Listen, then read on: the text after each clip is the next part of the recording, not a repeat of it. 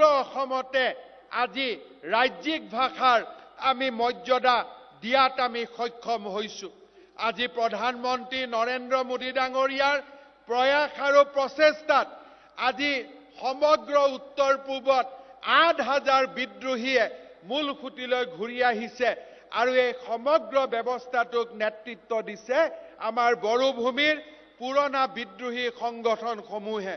মই আজিৰ সভাটো আপোনালোকক বিনম্ৰতাৰে সৈতে ক'ব খোজো যে যিসকলৰ গোচৰ এতিয়াও প্ৰত্যাহাৰ হোৱা নাই তেওঁলোকৰ গোচৰসমূহ আইন শৃংখলাৰ মাজত থাকি প্ৰত্যাহাৰ কৰিবলৈ আমাৰ ৰাজ্য চৰকাৰ দায়বদ্ধ আৰু এই দিশত আমি UPPL দলৰ লগত একেলগে কাম কৰাৰ বাবে প্ৰতিশ্ৰুতিবদ্ধ।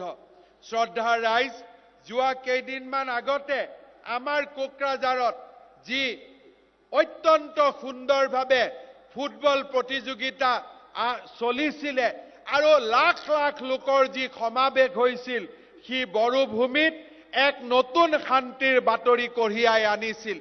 আজিৰ সভাতে মই ঘোষণা কৰিব খুজিছো যে সেই ফুটবল প্ৰতিযোগিতাৰ অত্যন্ত সুন্দৰ দৃশ্য দেখি যে সেইদিনাই মই সংকল্প লৈছিলো যে কোকৰাঝাৰত সৰু সজাই আৰ্হিত আমি এখন সুন্দৰ ক্ৰীড়া প্ৰকল্প নিৰ্মাণ কৰিম আৰু তাৰ বাবে আজিৰ সভাতে মই ৰাজ্য চৰকাৰৰ হৈ 150 কোটি টকাৰ এটা অনুমোদন আগবঢ়াইছো।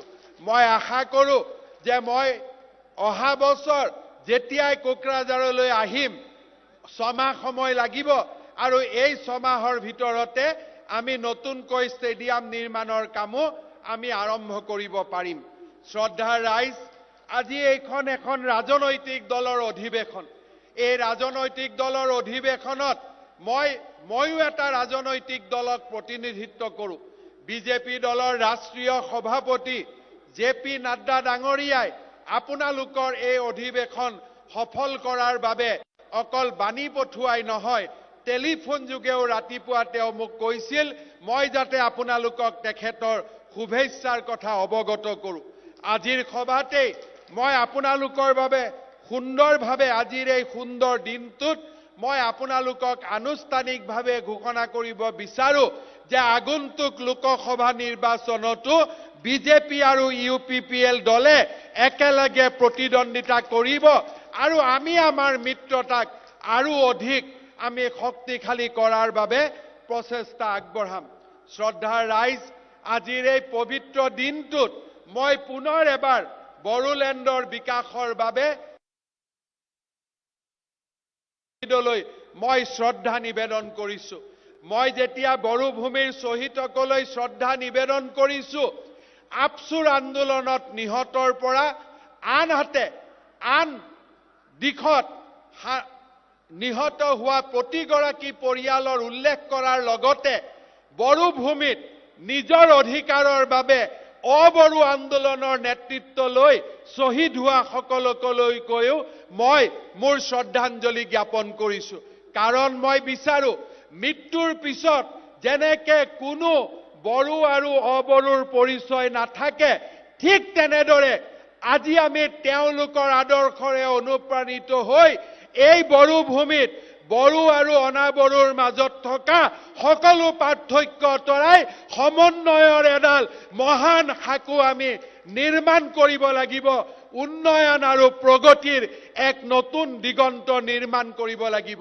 মই বিশ্বাস কৰোঁ যে আজি যেনেকে আমি বড়োলেণ্ড টেৰিটৰিয়েল কাউন্সিল বা BTC BTRৰ পৰা বড়োভূমিৰ বড়ো ভাষা বিকাশৰ বাবে কাম কৰিছোঁ, ঠিক সেই ধৰণে এই মঞ্চৰ পৰাই অসমীয়া ভাষা, গোৰ্খা ভাষা, বঙালী ভাষাৰ উন্নয়নৰ বাবেও তেওঁলোকৰ মিডিয়াম স্কুলসমূহৰ শক্তিশালীকৰণৰ বাবেও BTR কৰ্তৃপক্ষই যাতে কাম কৰে তাৰ বাবে মই তেওঁলোকক আহ্বান জনাম। মই আকৌ কৈছো, বড়োসকল হ'ল অসমৰ আদিমতম জনগোষ্ঠী, বড়োসকল হ'ল অসমৰ পিতৃপুৰুষ আৰু আমি আনসকল হৈছো তেওঁলোকৰ সন্তান স্বৰূপ। এজন পিতৃয়ে যেনেকে সকলো সন্তানৰ দায়িত্ব লয়, তেনেদৰে আমাৰ বড়ো নেতৃত্ব আৰু UPPL দলে বড়োভূমিত বাস কৰা সকলো জাতি জনগোষ্ঠীৰ নেতৃত্ব লওক, অভিভাৱকৰ দৰে দায়িত্ব লওক, সম বিকাশ আৰু সম উন্নয়নৰ বাবে গুৰুত্ব দিয়ক। তাৰ বাবে মই আহ্বান জনাম। শ্ৰদ্ধাৰ ৰাইজ, যোৱা কেইদিনমান আগতে প্ৰধানমন্ত্ৰী নৰেন্দ্ৰ মোদী ডাঙৰীয়া আৰু গৃহমন্ত্ৰী অমিত শ্বাহ ডাঙৰীয়াৰ নেতৃত্বত আদিবাসীসকলৰ মাজত শান্তি প্ৰতিষ্ঠাৰ বাবেও চুক্তি স্বাক্ষৰিত হ'ল। মই বিটিআৰৰ নেতৃত্বক আহ্বান জনাম যে আমাৰ সাম্প্ৰদায়িক সংঘৰ্ষৰ সময়ত যিসকল আদিবাসী লোক আৰু বড়ো লোকসকলৰ ভূমি মাটি আদিত ক্ষতি হৈছিল, তেওঁলোকে নিজৰ ঘৰৰ পৰা আঁতৰি আহিব লাগিছিলে। তেওঁলোকৰ পুনৰ সংস্থাপনৰ বাবে বিটিআৰে যাতে কাম হাতত লয় আৰু এই দিশত অসম চৰকাৰে বিটিআৰ কৰ্তৃপক্ষক সম্পূৰ্ণ আৰ্থিকভাৱে সহায় কৰাৰ প্ৰতিশ্ৰুতি আজিৰ সভাতে মই ঘোষণা কৰিছোঁ। শ্ৰদ্ধাৰ ৰাইজ, আজিৰ বিটিআৰৰ নেতৃত্ব লোৱা UPPL দলৰ তৃতীয় ত্ৰিবাৰ্ষিক অধিৱেশনত আপোনালোকে গোট খাইছে। সকলো জাতি জনগোষ্ঠীৰ লোকৰ এই ভূমি এক মিলনৰ ভূমিলৈ ৰূপান্তৰ হৈছে। মই বিচাৰো বড়োলেণ্ডৰ কোনো মাতৃৰ বুকু আৰু যাতে বন্দুকৰ গুলিত খুদা নহয়। প্ৰত্যেকগৰাকী মাতৃয়ে নিজৰ সন্তানক জন্ম দি সেই সন্তানক শিক্ষিত কৰাৰ সপোন দেখিবলৈ যাতে সাহস পায়, প্ৰেৰণা পায়।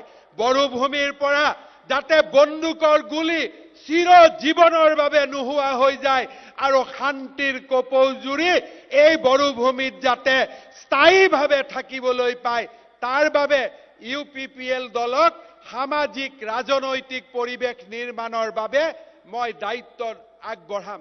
শ্ৰদ্ধাৰ ৰাইজ, বড়োভূমিৰ বিকাশৰ বাবে আমি দায়বদ্ধ।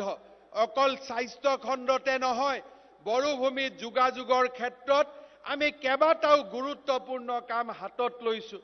পাগলাদিয়াৰ দলঙৰ পৰা বড়োভূমিত প্ৰায় 1000 কোটি টকাৰ গুডউইল পেকেজ দিয়াৰ পৰা আমি বড়োভূমিত অসমমালাৰ কেইবাটাও গুৰুত্বপূৰ্ণ পথ ৰূপায়ণ কৰি বড়োভূমিৰ ৰাইজক যোগাযোগৰ সম্পূৰ্ণ সুবিধা প্ৰদান কৰিব খুজিছোঁ।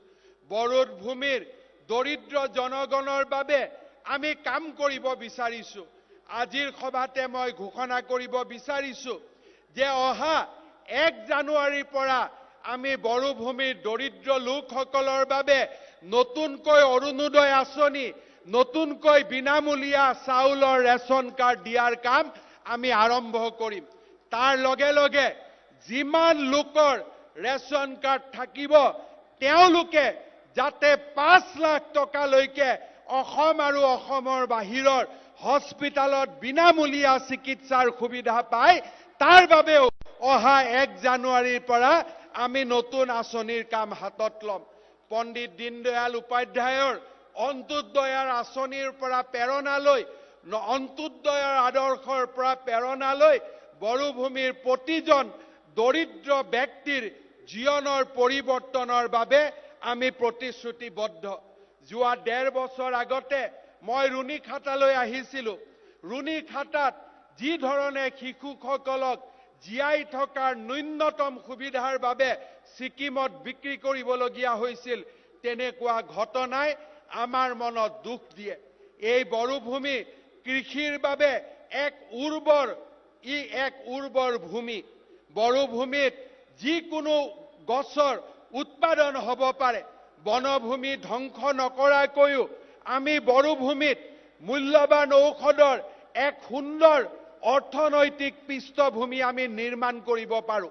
মই আশা কৰিম বিটিআৰৰ নেতৃত্বত এক সুন্দৰ অৰ্থনৈতিক কাৰ্যসূচীৰে আমাৰ বড়োভূমিৰ উন্নয়নৰ বাবে অনাগত দিনত আমি আত্মনিয়োগ কৰিম।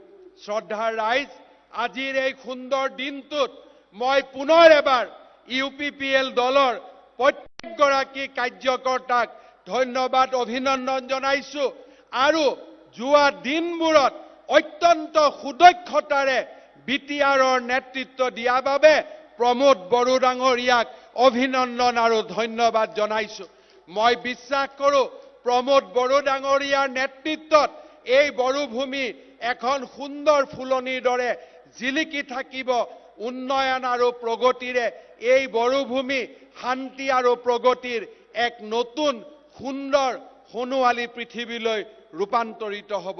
এই দুআষাৰেৰে পুনৰ এবাৰ ভাৰতীয় জনতা পাৰ্টিৰ হৈ আপোনালোকক ধন্যবাদ আৰু অভিনন্দন জনাই মই মোৰ বক্তব্য সামৰিছোঁ। নমস্কাৰ, খুলুমবাই, মোৰ লগত একেলগে ক'ব, ভাৰত মাতা কি, ভাৰত মাতা কি, UPPL, UPPL। বহুত বহুত ধন্যবাদ। জয় হিন্দ, বন্দে মাতৰম।